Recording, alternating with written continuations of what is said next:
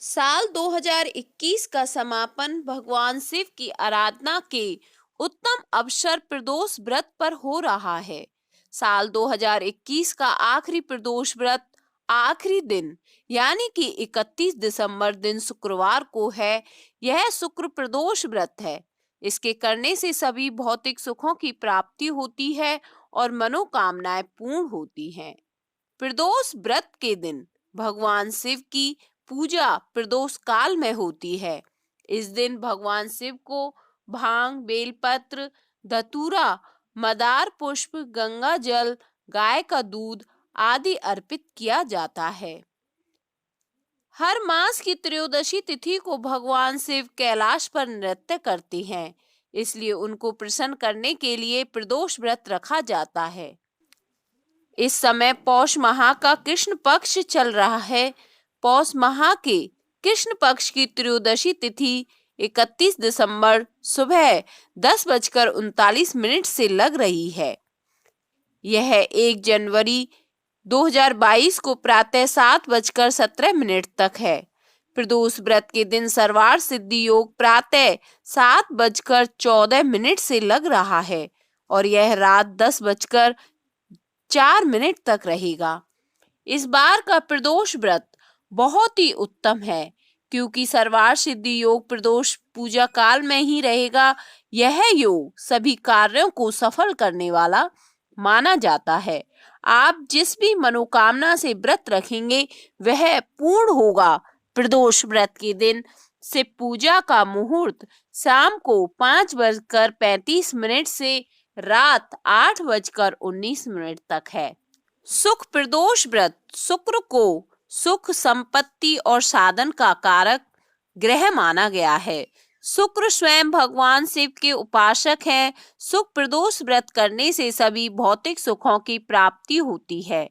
भगवान शिव की कृपा से आरोग्य, धन संपदा, संतान, सौभाग्य आदि का आशीर्वाद प्राप्त होता है। शुक्र प्रदोष व्रत कथा। हर माह आने वाला प्रदोष व्रत भगवान शिव की कृपा पाने का सबसे बड़ा दिन होता है। शुक्रवार को पड़ने वाले व्रत को शुक्र प्रदोष व्रत कहते हैं।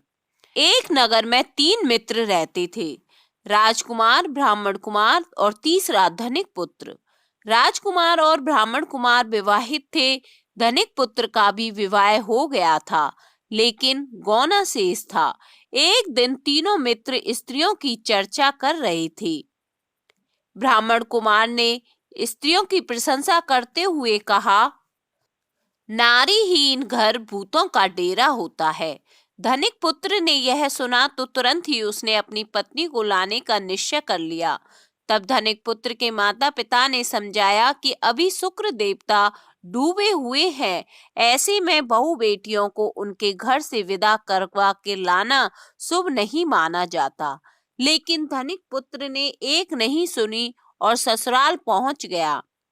ससुराल में भी उसे मनाने की कोशिश की गई, लेकिन वो जिद पर अड़ा रहा और कन्या के माता पिता को उनकी विदाई करनी पड़ी।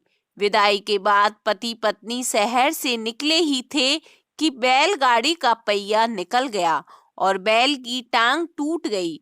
दोनों को चोट लगी, लेकिन फिर भी वो चलते रहे।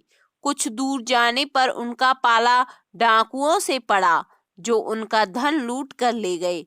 दोनों घर पहुंचे। वहां धनिक पुत्र को सांप ने डस लिया।